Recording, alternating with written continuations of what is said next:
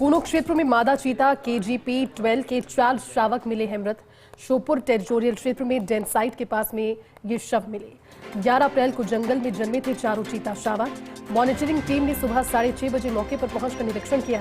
प्रारंभिक जांच में किसी वन्यजीव के शिकार की जताई जा रही है आशंका। मादा चीता KGP 12 सुरक्षित और स्वस्थ होने की जानकारी, लेकिन दुखद क्योंकि 4 चीता शावक मृत मिले हैं और बहुत हद तक आशंका है कि किसी दूसरे जानवर के द्वारा शिकार किया गया हो या फिर कोई फाइट यहां पर हुई हो। हमारे साथ एसोसिएट एडिटर निर्मल तिवारी जुड़े हैं। निर्मल जी, दुखद है क्योंकि कूनो क्षेत्र में लगातार जब हम देखते हैं विचरण करते हुए चीतों को तो लगता है कि जो कोशिश की गई थी वो सफल, लेकिन इस तरह की खबरों से दिल टूटता है। 4 शावक मृत अवस्था में मिले हैं।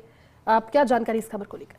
निश्चित तौर पर जोर पर खबर है कि 4 शावक एक साथ उनका मृत मिलना और खासकर उनकी बॉडी को पार्शियली यानी उसको कुछ हद तक आंशिक उनकी जो बॉडी थी उनके शव वो खाए हुए बताया, यानी कि दूसरे प्रेडेटर या दूसरे जानवर ने संभवतः उनका शिकार किया और उनको खाने का प्रयास किया। देखिए, ये जो चारों कब से ही 11 को ही इस वर्ष का जन्म हुआ था और ये 12 की जो गामिनी और पावक की जो शावक 12 नंबर की मादा शावक उसके बच्चे थे चारों शावक। 1 महीने के करीब इनकी उम्र बताई जा रही है और चारों शावक कल तक बिल्कुल स्वस्थ बताए जा रहे थे। कल जब टीम वहां से गुजरी थी, जो ट्रैकिंग टीम उसने देखा था चारों जिंदा थे, लेकिन श्योपुर के आसपास का जो टेरिटोरियल डिवीजन है जिसके रास्ते अक्सर जो थे पूनो से होकर राजस्थान आते थे, वही रास्ता है, वही वैली निकल करके आते हैं। तो आज सुबह जब वहां पर जो टीम पहुंची ट्रैकिंग टीम, तो उसने देखा कि चारों शावक एक साथ जो है वो मृत मिले हुए हैं वहां पर। और उसके बाद उन्होंने जो तमाम जो उच्चाधिकारी उनको जानकारी दी और उसके बाद चारों शवों को रिकवर किया गया।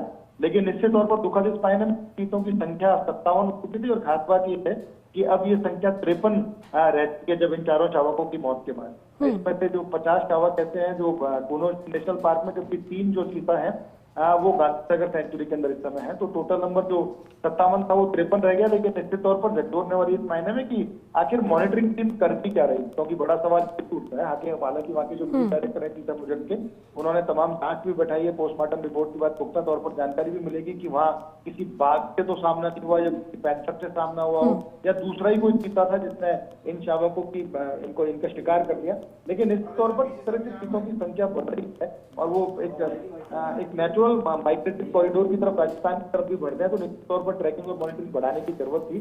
उसमें ऐसा लगता है कि कूनो की टीम कहीं ना कहीं फेल रही, क्योंकि 4 शावकों का एक साथ मृत पाया जाना हिंदुस्तान के अंदर जब से चीता पुनर्वास का कार्यक्रम चला है उसमें उसके बाद पहली बार ऐसा हुआ है। तो निश्चित तौर पर झकझोरने वाली है। इसमें संबंधित जो जिम्मेदार अधिकारी उन पर कार्रवाई भी होगी। लेकिन हम तो यही गुजारिश करेंगे, क्योंकि चीता प्रोजेक्ट एक बहुउद्देशीय प्रोजेक्ट है। MP में है, फिर भविष्य में राजस्थान में भी आने हैं। तो ऐसी स्थिति में निश्चित तौर पर वन विभाग, मध्य प्रदेश का वन विभाग है, उनको अपनी मॉनिटरिंग और सर्विलांस का जो सिस्टम है उसको और पुख्ता करने की जरूरत है, क्योंकि एक साथ चारों शावकों का मरना निश्चित तौर पर झकझोरने वाला है। तो यही कहा जाएगा कि भविष्य में इसको मॉनिटरिंग और सर्विलांस को और बढ़ाएं। बिल्कुल ठीक है, शुक्रिया सर इस पूरी जानकारी के लिए।